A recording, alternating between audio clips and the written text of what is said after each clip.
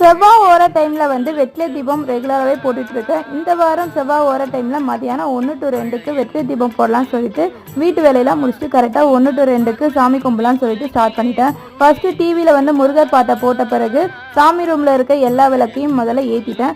அதுக்கப்புறம் வெற்றிலை தீபம் போடுறதுக்கு இடத்த தொடச்சிட்டு அங்கே வந்து சரவண பவன் ஓம் போட்டு கோலம் போட்ட பிறகு வெற்றிலையில் இருக்க காம்பெல்லாம் கிள்ளிட்டு 6 வெற்றிலையை எடுத்து அதில் மஞ்சள் குங்குமம் வச்சுட்டேன்.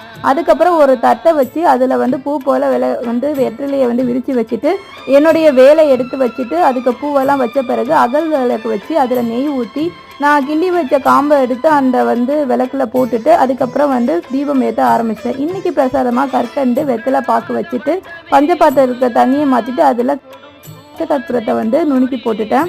இன்றைக்கி நல்லபடியாக வந்து வெற்றிலை தீபம் போட ஆரம்பிச்சிட்டேன். எப்போவுமே வந்து கணக்கு இல்லாமல் தான் வெற்றிலை தீபம் போடுறேன். இந்த நாள் அப்படிங்கிறது இல்லை, தொடர்ந்து செவ்வாய்க்கிழமை வந்தால் வெற்றிலை தீபம் போடுறேன். நெக்ஸ்ட் வீடியோவில் பார்க்கலாம்.